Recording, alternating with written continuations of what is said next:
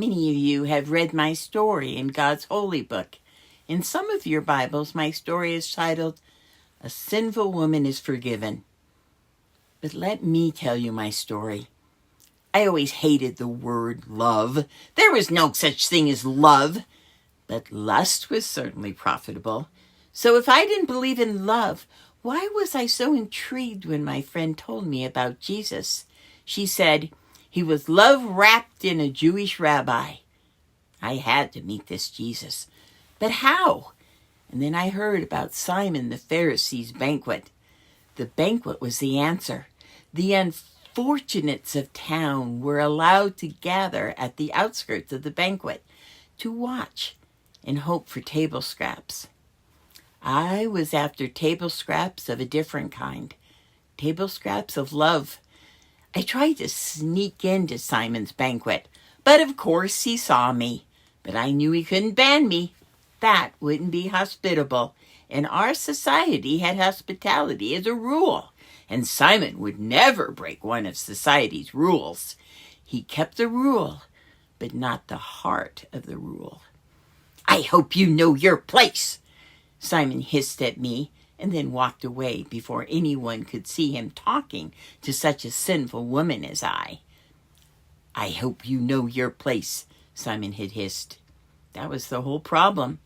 I had no place, at least no place in anyone's heart, and I had no place in my heart for anyone else, until I saw Jesus and knew I was in the presence of love incarnate. But I couldn't talk to Jesus.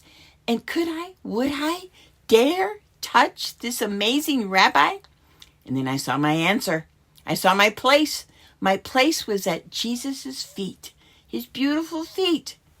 Beautiful, you scoff. Jesus walked miles of dusty roads wearing sandals. His feet would be far from what the world would call lovely. But those beautiful feet had brought Jesus, love incarnate, into the same room as me. I remember when I was a little girl, Abba, my father, would teach me from the book of Isaiah, and he taught me how beautiful on the mountains are the feet of those who bring good news, who proclaim peace, who bring good tidings, who proclaim salvation. What a beautiful, perfect description of Jesus' beautiful feet. I always thought my heart was as hard as sun-baked clay. Nothing was allowed in to hurt me, but then nothing was allowed in to heal me. And then in the presence of Jesus, my heart melted, and years of suppressed tears gushed out.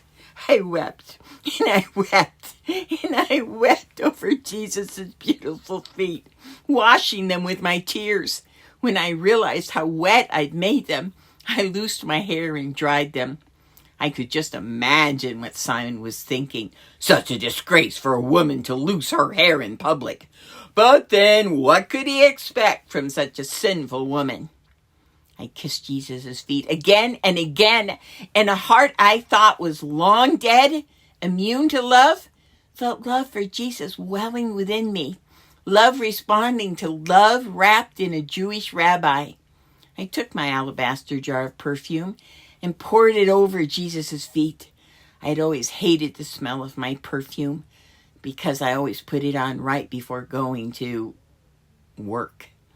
But my perfume smelled different on Jesus' feet, sweeter, more desirable. Jesus had redeemed the fragrance of my perfume.